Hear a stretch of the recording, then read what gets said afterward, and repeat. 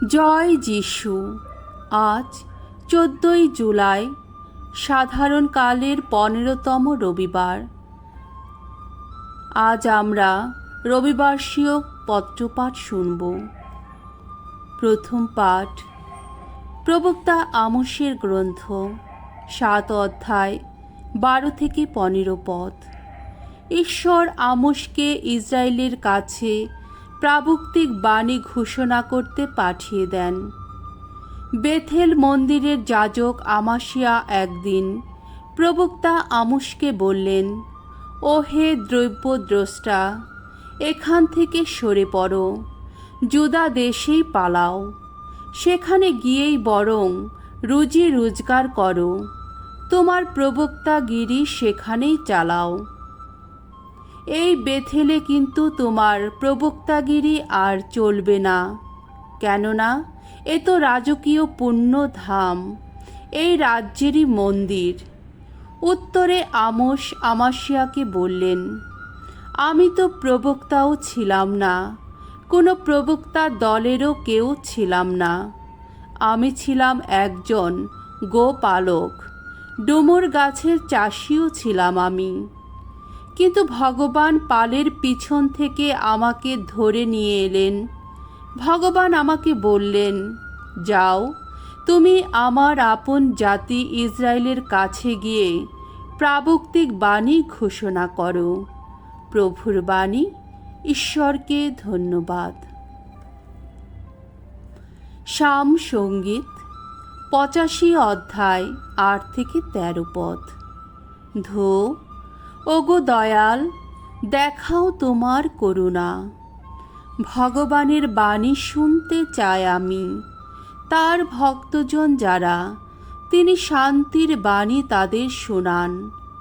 যারা তাকে সম্ভ্রম করে, তাদের ত্রাণের লগ্ন আর দূরে নেই। আমাদের এই দেশভূমিতে হবে তার মহিমার অধিষ্ঠান। করুণা ও বিশ্বস্ততা হবে সম্মিলন। ধর্মময়তা ও সুখ শান্তি বাধা পড়বে অষ্টবন্ধনে। ভূতল থেকে বিশ্বস্ততা হবে অঙ্কুরিত, আর ধর্মময়তা স্বর্গ থেকে নত হয়ে দেখবে তখন। শ্রেয় সুখ দান করবেন স্বয়ং ভগবান, আমাদের ভূমি দান করবে তার আপন ফলভার। ধর্মময়তা প্রভুর অগ্রণী, তা তো স্পষ্টই দেখায় কি তার চলার পথ। দ্বিতীয় পাঠ এফেসীয়দের কাছে প্রেরিতদূত পলের পত্র, 1 অধ্যায় 3 থেকে 14 পদ। জগৎ সৃষ্টির আগেই ঈশ্বর আমাদের মনোনীত করে রেখেছেন খ্রিস্টাশ্রয়ী মানুষরূপে। ধন্য ধন্য আমাদের প্রভু যীশুখ্রিস্টের ঈশ্বর ও পিতা, কারণ খ্রিস্টের আশ্রিত করে তিনি স্বর্গলোকের শত আধ্যাত্মিক আশীর্বাদে আমাদের ধন্য করেছেন। জগৎ সৃষ্টির আগেই তিনি আমাদের মনোনীত করে রেখেছিলেন খ্রিস্টাশ্রয়ী মানুষরূপে, যাতে তার দৃষ্টিতে একদিন আমরা পবিত্র হতে পারি, অনিন্দয়ী হয়ে উঠতে পারি। আমাদের ভালোবেসে তিনি আগে থেকেই স্থির করে রেখেছিলেন যে যীশুখ্রিস্টেরই মধ্য দিয়ে আমরা তার দত্তক সন্তান হয়ে উঠব। হ্যাঁ, এই ছিল তার কৃপায় ভরা সংকল্প, যাতে বন্দিত হয় তার সেই অনুগ্রহের মহিমা, যে অনুগ্রহে তিনি আমাদের ধন্য করেছেন তার প্রিয়তম পুত্রের আশ্রিত করে। আমরা তো খ্রিস্টেরই আশ্রিত হয়ে তারই রক্তমূল্যে মুক্তি লাভ করি আমাদের সকল অপরাধের ক্ষমা। ঈশ্বরের এমনই অনুগ্রহের বদান্যতা। সেই অনুগ্রহ তিনি আমাদের ওপর মুক্ত হস্তে বর্ষণ করেছেন পূর্ণ প্রজ্ঞা ও বোধ শক্তির দান রূপে। আমাদের কাছে তিনি প্রকাশ করেছেন তার সেই রহস্যময় সংকল্প, তার সেই কৃপায় ভরা পরিকল্পনা, যা তিনি আগে থেকে খ্রিস্টকে কেন্দ্র করেই স্থির করে রেখেছিলেন সময় পূর্ণ হলে তা রূপায়িত করবেন বলে।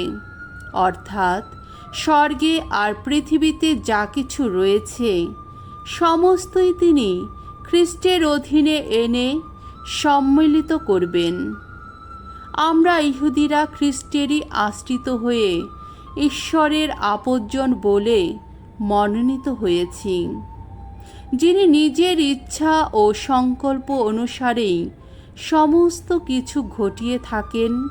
তারই পরিকল্পনা মতো আমরা আগে থেকে নির্বাচিত হয়েছিলাম, যাতে খ্রিস্টের আগমনের আগেই খ্রিস্টের ওপর আশা রাখি, যাতে বন্দিত হয় ঈশ্বরের মহিমা। তেমনি খ্রিস্টেরই আশ্রিত হয়ে তোমরাও সেদিন সত্যের বাণী অর্থাৎ তোমাদের পরিত্রাণের সেই মঙ্গল বার্তা শুনেছিলে। খ্রিস্টেরই আশ্রিত হয়ে সেদিন সেই বাণীতে বিশ্বাস করে তোমরাও চিহ্নিত হয়েছিলে সেই মুদ্রাঙ্কনে, অর্থাৎ সেই প্রতিশ্রুত পবিত্র আত্মায়। আসলে পবিত্র আত্মা আমাদের কাছে প্রতিশ্রুত চিরসম্পদের যেন অগ্রিম দান স্বরূপ। এইভাবেই যারা ঈশ্বরের একান্ত আপনজন, তিনি তাদের পূর্ণ মুক্তির পথ প্রস্তুত করেন, যাতে বন্দিত হয় তার মহিমা। প্রভুর বাণী। ঈশ্বরকে ধন্যবাদ। বাণী বন্দনা। জয় জয় প্রভুর জয়। প্রভু যিশুর পিতা আলোয় আলোয় ভরিয়ে তুলুন আমাদের অন্তর, আমরা যেন বুঝতে পারি তার আহ্বানের মধ্যে আছে কোন সে আশার বাণী। জয় জয় প্রভুর জয়। মঙ্গল সমাচার।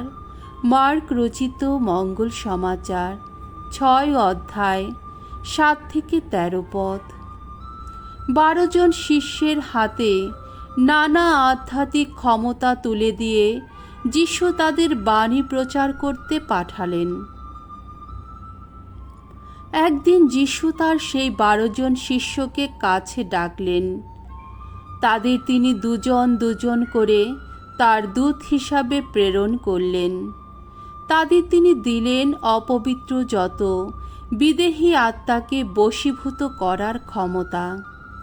তিনি তাদের এই নির্দেশ দিলেন যে পথের জন্যে শুধু লাঠি ছাড়া তারা যেন আর অন্য কিছুই সঙ্গে না নিয়ে যান। রুটিও নয়, ঝুলিও নয়, এমনকি কোমরের কাপড়ে পয়সা কড়িও নয়।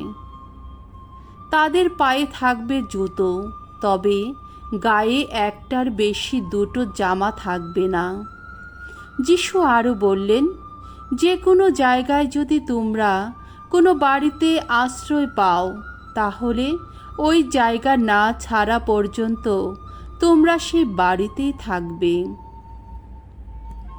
আর কোথাও যদি লোকে তোমাদের গ্রহণ করতে না চায় কিংবা তোমাদের কথা না শুনে, তবে সেখান থেকে চলে যাবার সময়ে তোমরা পায়ের ধুলো ঝেড়ে ফেলে তাদের কিন্তু সতর্ক করে দিয়ে যাবে। শিষ্যেরা তখন রওনা হলেন এবং সকলকে মন পরিবর্তনের আহ্বান জানাতে লাগলেন। তারা অনেক অপদূত তাড়ালেন এবং অনেক রোগীকে তৈল লেপন করে সুস্থ করে তুললেন। প্রভুর মঙ্গলময় বাণী। খ্রিস্ট প্রভু তোমার প্রশংসা হোক।